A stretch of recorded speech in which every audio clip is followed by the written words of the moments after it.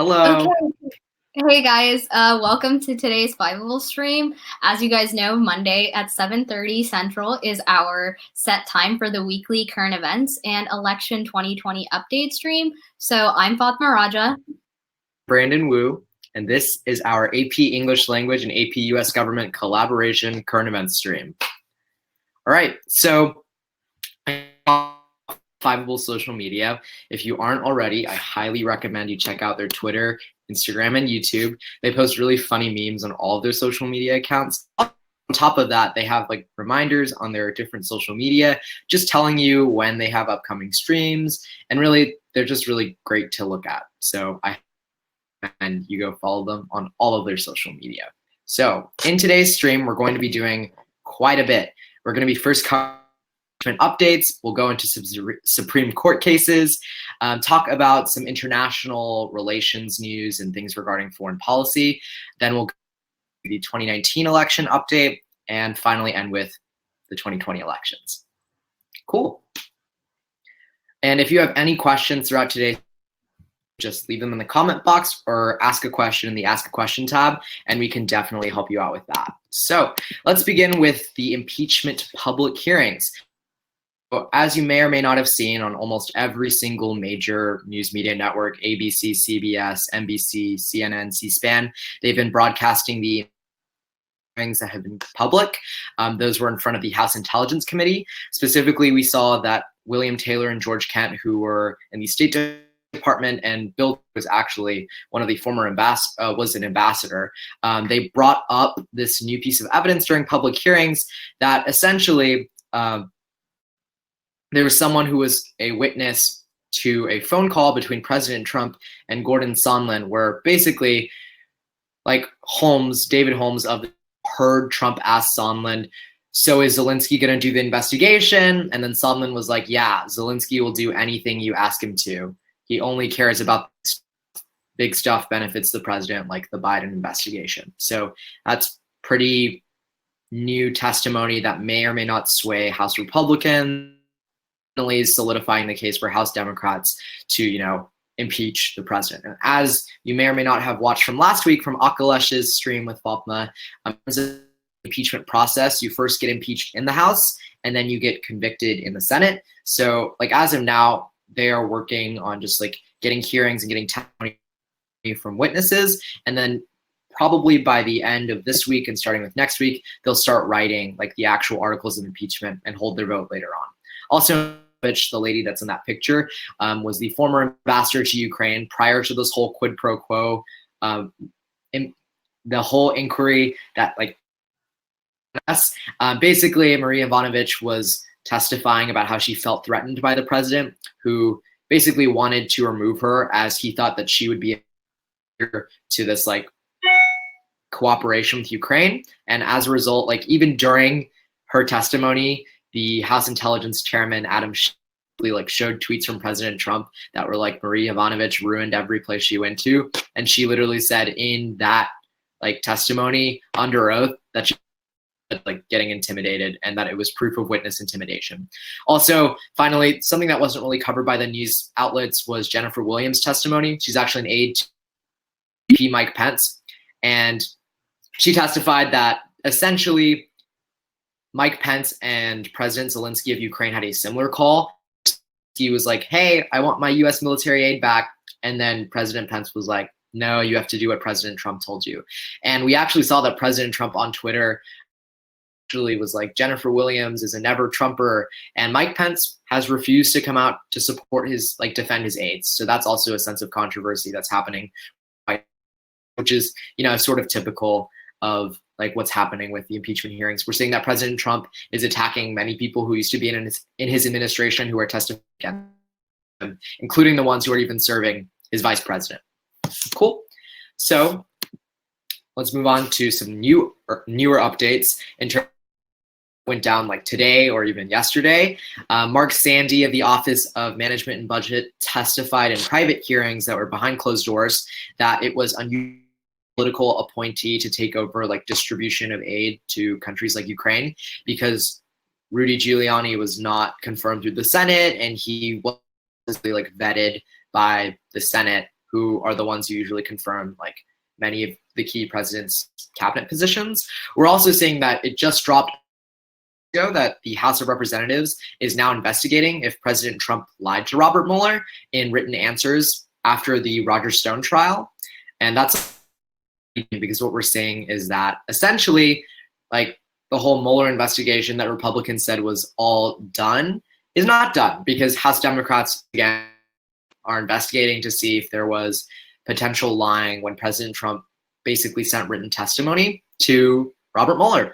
Also, there was this trial with Roger Stone, who used to be an advisor to the president. And I know slides aren't showing up right now. We're working on getting that fixed. Don't worry. I'll just keep talking. President Trump, Roger Stone, was indicted for lying to Congress. And essentially, it's all good. There's no big deal. Like, he got convicted, and now the president is being investigated for lying because things that were stated in that Roger Stone trial contradict what was in President Trump's testimony. Also, Republicans are continuing that aid was like delivered. So the defense of the president is basically saying, oh, even if there was a quid pro quo, which basically are like the accusations of bribery and Adam Schiff are suggesting, even though technically President Trump was like, oh, we won't give you military aid until you investigate Biden, Republicans are saying, oh, the aid got sent through anyways. Biden is not getting investigated in Ukraine. This is all a witch hunt. And the response from Democrats has been, oh, the only reason why President Trump released the aid and gave the aid to Ukraine is because the whistleblower came out and the House Intelligence Committee began investigating. So we're still seeing this impeachment trial is not bipartisan at all. It's very polarizing. It seems like Democrats are really in support of like the president. Republicans aren't. And it's kind of a marked difference from the impeachment proceedings of Bill Clinton and Richard Nixon, which wasn't even impeached. But like we saw that in those two cases, there was more bipartisan support, whereas in this instance, not so much. Cool. So have a lot of different people who are coming up to testify in public hearings. Tomorrow morning, you can turn on your televisions, I believe, at 8 a.m. Central, 9 a.m. Eastern to watch for Williams and Alexander Vindman, who will be testifying tomorrow morning. Williams was that aide to Mike Pence who like heard the call between Mike Pence and President Zelensky. She'll be testifying about potential bribery charges in that instance. And Vindman went to the National Security Council basically to complain about how like this call between the president of Ukraine and President Trump was moved to a classified system. And also he complained to the National Security Council and the White House that was not actually what was said in that call because he was listening in. Also, there are a few other people who are testifying, like Kurt Volker and Tim Morrison. These two were actually requested by the House Republicans. So in this case, Adam Schiff, the House Intelligence Chairman, who's a Democrat, actually went over to the GOP and he was like, hey, which to testify? And they gave a list of 8, some of which included Hunter Biden, Joe Biden, potentially, and also like other people that like the whistleblower. And Schiff denied those requests, but he did allow Kurt Volker and Tim Morrison to testify. Basically, they just want to vindicate the president through the use of these 2 witnesses, and that's actually accurate. Like Tim Morrison said in private testimony that President Trump did not violate the law, and that the leak would like the reason why they moved that system, like they made the call classified, was just to prevent any leaks that would hurt the Trump administration. And also, House Republicans want to take advantage of Kurt Volker. They got a $600,000 contract from the president of Ukraine. They basically want to accuse Kurt Volker instead of President Trump of the one who is doing the bribe, the quid pro quo, and basically trying to find like someone else to scapegoat, I'd suppose. Also, there are a bunch of other people testifying, including Gordon Sondland, and Laura Cooper, David Hale, Fiona Hill, and those people all have different positions within the government. For instance, Sondland was on the call with Trump, and recently he went to the media and he was like, hey, I said in my previous testimony that there was no like bribery or quid pro quo. That's not the case anymore. Also, Laura Cooper worked Department of Defense and basically said that they were told that funds were held without explanation. David Hale said that that Mike Pompeo, the Secretary of State, didn't want the ambassador to Ukraine basically because it would actually hurt efforts to get military aid to Ukraine. And Fiona Hill basically testified that John Bolton, the former national security advisor, said that the deal between Rudy Giuliani, the president's private lawyer, and the drug deal. So basically, House Democrats want to end their impeachment proceedings. They want to have their last witness testify, Fiona Hill, and make it extremely convincing for basically to rally support behind Democrats and get President Trump impeached. So yeah, that's the 8 witnesses that are coming up for the next. And by the way, like after Fiona Hill testifies next Wednesday, we'll basically see that they'll start writing the impeachment report unless new evidence or new witnesses. All right. So in terms of the Supreme Court, we are seeing a lot of cases that are going through in the status quo. For instance, the case being decided right now about DACA, or Deferred Action for Childhood Arrivals. It was a program instituted by the Obama administration by executive action because in the legislature, they just couldn't get it to pass. And between October 1st, 2019 and June 30th of 2020, 232,000 people, like individuals, DACA is set to expire. And DACA basically allows you to work in the country without getting like deported. It's basically legal protection, but it's not a path to citizenship. Administration back in 2017, I believe, tried to repeal DACA and say, oh, this was an executive action. We can repeal that executive action. Yet many liberals and people who are advocating for DACA are saying that, oh, you're going to hurt, like you're going to repeal a program without looking at the effects of the people that hurt.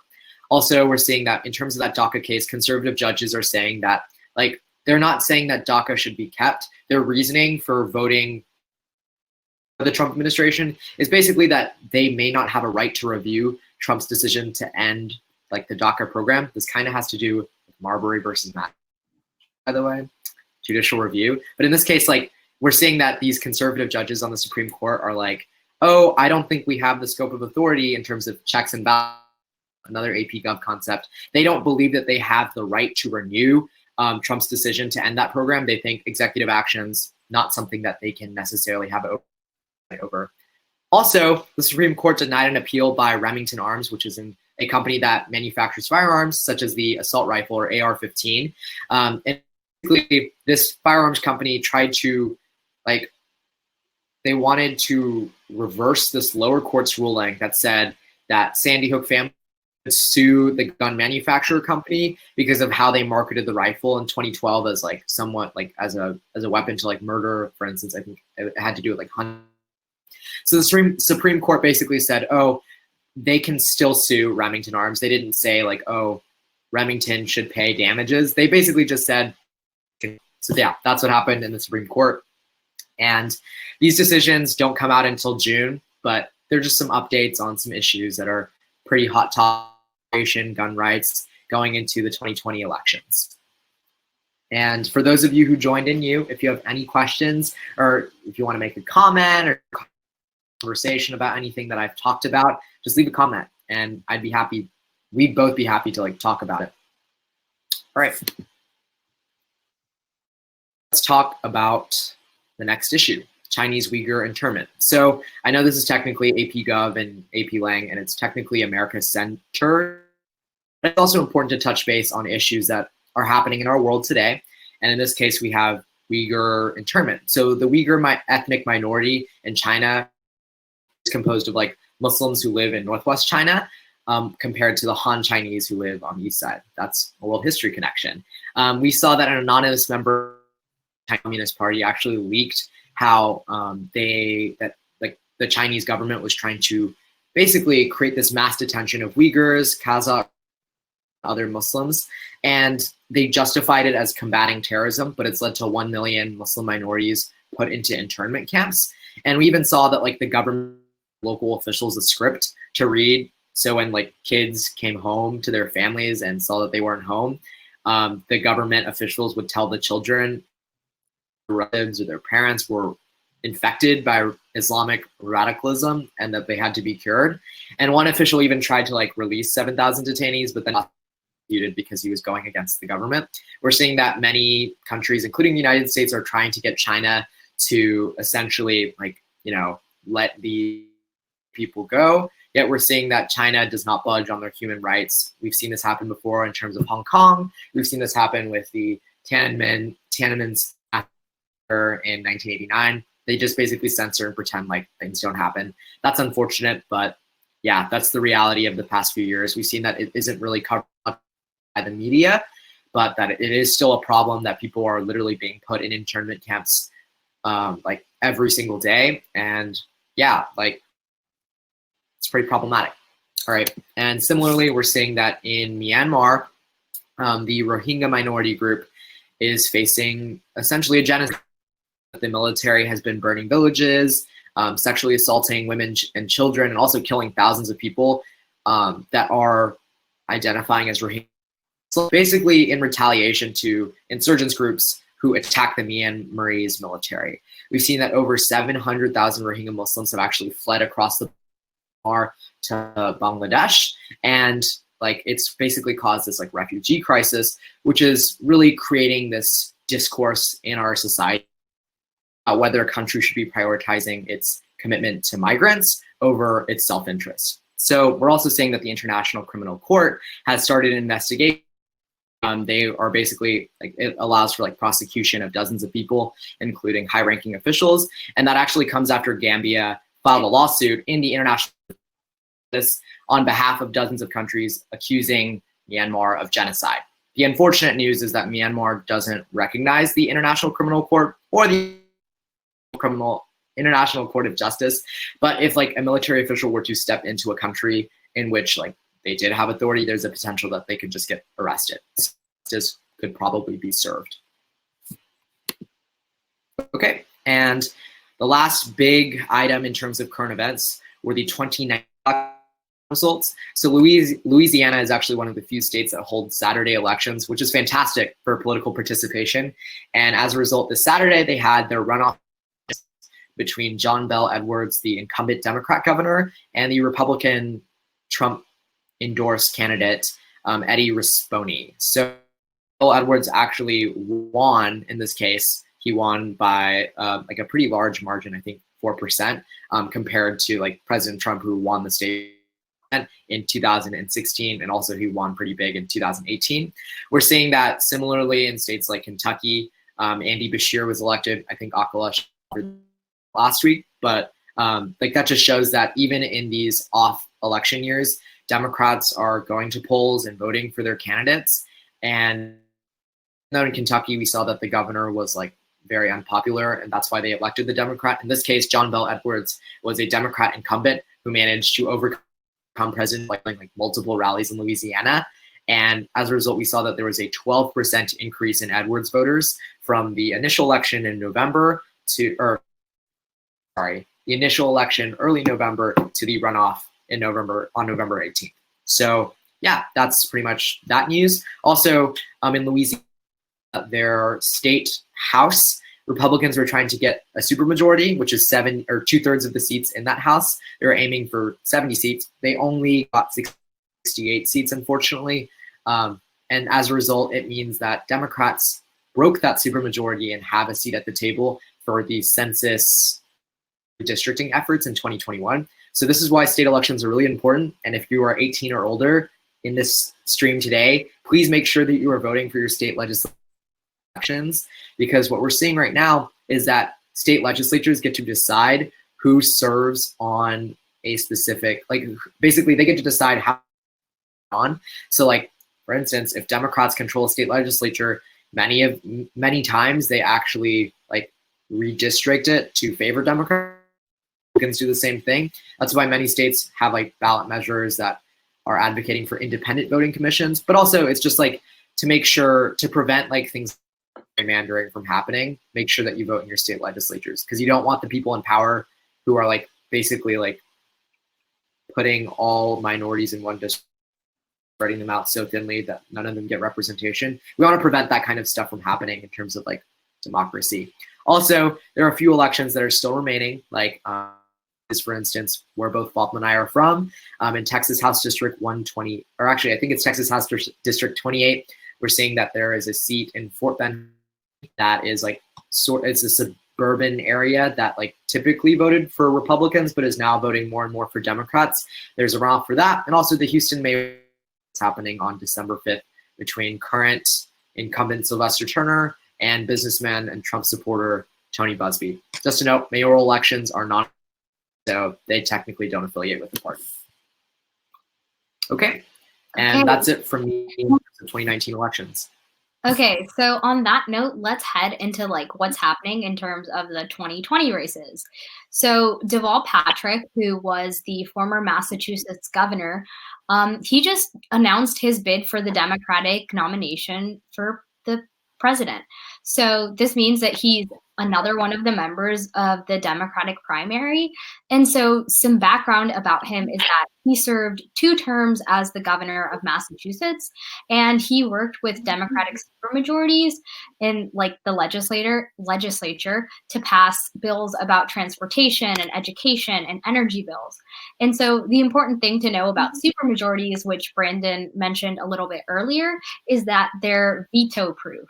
So it means that like if you have a Democratic supermajority and like the legislature, it means that even if like the governor for some reason like vetoes a bill, you have the people to like overturn that veto. So that's what a supermajority is for anyone who isn't already aware of that. And so he uses like all of these like bills that he passed and all of these like legislations to like say that has a record of being a bridge builder, so that as if he would be an effective president because he would be able to work with like both sides of the aisle. So like on that note, he's like been suggesting like more centrist approaches to things like healthcare and taxes and student loan debt, which are like things that are like very big in the Democratic primary right now. Like we're currently having this huge debate of whether or not we should have like single payer healthcare and whether or not it should be universal as opposed to like still having private insurance, but like expanding Obamacare and like having some kind of Medicare buy-in. And so he's leaning more on like the centrist side of that. And so suggesting that like healthcare should be expanded, but we shouldn't have like completely universal healthcare.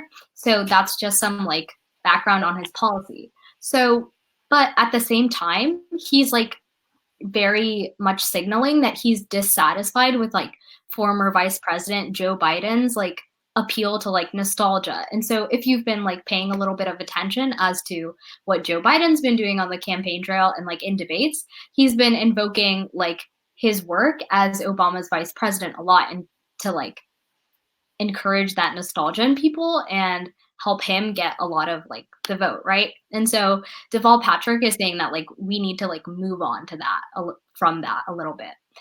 And so another important thing to know here is that there's less than 3 months until Iowa and New Hampshire begin their primary processes and like cast their votes for the delegate. So he is jumping in a little bit late compared to people like Joe Biden and Elizabeth Warren who've been like campaigning for like a good few months now and have raised like millions of dollars. So on that note, everyone's been talking a lot about like Iowa and New Hampshire because they're early primary states. And so one thing to remember is that Nevada is also one of the early primary states. And so it's the 3rd contest of the Democratic caucuses. And the reason why it's really important is that it's way more diverse than Iowa and New Hampshire. And so it has a lot of people who are like Hispanic and Asian American within the state. And there's also like very powerful labor unions in the state. And there's more labor unions and more people are part of labor unions in Nevada than in like Iowa and New Hampshire in terms of like percentages of the population. And so that's why the state is way more representative of like how diverse the Democratic Party has become. And so like on average, the US population is around like 60% white, and Iowa is about 85% white, and New Hampshire is 90% white. Nevada, on the other hand, is 48% white. And so that's just reflective of how like the Democratic Party is becoming way more diverse, right? And so one reason Nevada is super important is because it'll allow like candidates and people who are part of the Democratic primary to show whether or not they have support from like these different racial groups, and whether or not there's like division in terms of like who, like people who are white favoring and like people who favor, like whether or not which candidates are favored based on like their racial group. And so that's why Nevada Democrats have been trying to get more locations to have early voting. And so they're adding 4 new days of early voting in order to make sure that like everyone has access and time to actually get out and vote. And so they've been like working really hard to make sure that like everyone who can vote will vote because they know they have access to it. And so they're also changing some of their rules. And so Nevada Democrats have added some language to their caucus plans that would change the outcome of realignment on like caucus day. And so realignment in like the context of Nevada's like caucuses is this process where like if a certain candidate gets like less than what is called the viability threshold, then their votes can be like given to another candidate and people can like recast their vote for someone else. So this idea of the viability threshold is decided based on how many votes are cast and the amount of delegates that each precinct gets. So like if you only get like 0.1% of the vote, then for example, you don't meet the viability threshold if that's what like the precinct sets, right? And so people who voted for you can choose to vote for someone else at that point. And so pretty much it just means that like Nevada wants to like make sure that the person that's becoming the nominee for like Democratic president, then like they can't actually have a chance of winning. And so that's why they have this like viability threshold. And so and so like I guess to like add context, I guess caucuses are like different from primaries because like voting on like ballot slips and you're not like ranking them. You're going to like physical locations like gyms, and like one corner of the gym will be Elizabeth Warren, one corner will be, and one area will be this, and then people will literally move to like different places. And so that's how like they determine that viability threshold in places like Iowa too, like where they have basically like in order to hit a certain amount, like if there's a room of 500, right? We could say hypothetically speaking that you have to have at least 50 in your corner in order to be viable. If they don't hit 50, then those like voters get to move to find different candidates that they like. So I guess it gets more like a visual of like viability means. Yeah, so that's also part of the reason why like more voting days and like more places to vote are being like added. So like after that initial vote happens, like when the caucus happens, there will be like more places and more like areas to be able to like get your voice heard, right? And so on that note, North Carolina is also having some like issues with gerrymandering. And so Brandon touched a little bit on this earlier, and how like partisan gerrymandering often like means that like a district is being changed to favor one political party or another. And so one thing to remember before we like get into the North Carolina case is that gerrymandering isn't really something that's like unique to Republicans or Democrats. Like both parties do it, and it's like done in both Democratic and both Republican states, right? So it's not something that's like very partisan in terms of like who does it. And so in North Carolina, what happened is that a panel of judges said that they were going to grant a temporary injunction, which would block the state's current congressional map from being used in the 2020 elections. And so the reason why they did that was because of partisan gerrymandering. And so they said that voters had a substantial likelihood of winning a lawsuit that would contend Republicans had drawn districts with partisan intent, which pretty much means that Republicans had drawn districts to favor their own party and disadvantage Republicans. And so one really important thing to know here is that the US Supreme Court said that federal courts should stay out of gerrymandering disputes, and that it has to be handled on like a state level. And so that's why like the North Carolina case was also part of the reason why this ruling happened, but it's also why this like injunction also happened very recently, because the state is the one that has to handle gerrymandering issues like as the Supreme Court has said recently. And so what's happening now is that Republicans had to pretty much come up with a new map before the 2020 elections. And so they did do that, and the Republican-led North Carolina Senate approved a new congressional district map, and it was passed on a party line vote, which means that all Republicans pretty much voted for it, and so it's the reason why it passed. And so Democrats have already said that they are going to challenge this map in court because they feel that it's just another version of the same map being gerrymandered, and it still favors Republicans, right? And disadvantages Democrats. And so one important note to remember here is that out of the 13 congressional House seats in North Carolina, 10 of them are held by Republicans right now. So one of the reasons why the map should potentially be changed is to make those races more competitive and have them favor Republicans or Democrats less. And so Eric Holder, who was the former U.S. Attorney General and who is supporting the lawsuit, a quote from him says that the congressional map replaces one partisan gerrymander with a new one. And so it continues to split communities of interest, packs voters in urban areas, and manipulates district lines to provide Republicans with an unfair partisan advantage. And so in a perfect world, we wouldn't have situations in which one party is manipulating maps in order to favor their own interests, right?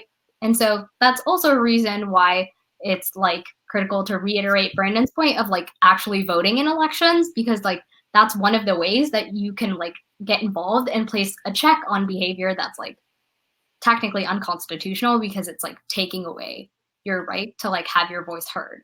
And so I say technically because it's also debated about whether or not partisan gerrymandering is actually unconstitutional. And so it's also the reason why North Carolina has had different maps in 2010, 2012, 2016, and now 2020, because they keep having these unconstitutional gerrymanders, and so their maps keep getting struck down. So you'd think by now they would have seen the pattern and learned a lesson, but clearly that has not happened. And so yeah, that's what's up with North Carolina. And so this is actually supposed to say bye-bye Governor Mark Sanford. But this is about South Carolina. And so he was the former governor of South Carolina. And so he's decided that he is going to drop out of the Republican primary.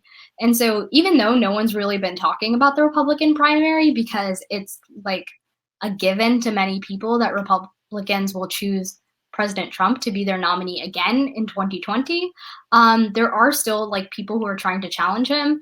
And so now there's only 2 instead of 3 because Governor Mark Sanford has decided to drop out. And so he's saying that he's dropping out because he's trying to talk about fiscal responsibility and how worried he is about the amount of national debt we have, but no one's really paying attention to it. And so because Republicans are super distracted by the impeachment, they're not focusing on anything else. So he pretty much has given up, and he's suspending his challenge to President Trump because of it. And so one of the biggest indicators that he's actually serious about suspending his campaign is that he's not filing to be part of the New Hampshire primary. So he's not going to be on the ballot in the Republican primary in New Hampshire is what that means. And so now there's only 2 people left that are challenging President Trump, but yeah, they're not very well known. And so that's how that's going. And one last reminder, and this is the last part of the 2020 stream, the Democratic presidential primary November debate is this Thursday. And so that's November 20th. And so the people who are currently qualified to be on stage are Joe Biden, Elizabeth Warren, Bernie Sanders, Pete Buttigieg, Kamala Harris, Andrew Yang, Amy Klobuchar, Cory Booker, Tulsi Gabbard, and Tom Steyer. And so if you want to keep up with what's going on, and we'll do a short recap in our current events stream next week, but it's always good to tune in and see what people are saying for yourself. And so yeah, make sure you catch that because it is this Wednesday. Also, you can watch the debate at WashingtonPost.com or on MSNBC if you have cable. It starts at 8 p.m. Central, 9 p.m. Eastern, and it will run until 11 p.m. So 2 hours of your Wednesday night, or you can just like record it if you have a DVR or something like that. I highly recommend you watch it. It's really interesting to get different perspectives, especially when we have like candidates who are like extremely against billion, and then you have like billionaires on that stage. So, that'd be interesting. They've also, I think, released what they're going to be like talking about in those debates. I'm sure like issues like healthcare, immigration, climate change, and education will come up, but that's typical, and we'll see what happens. Okay. Yeah. Do you have any questions? So seeing none, we're going to sign off for tonight. Thanks so much for tuning in, and see you next Monday. Bye, guys.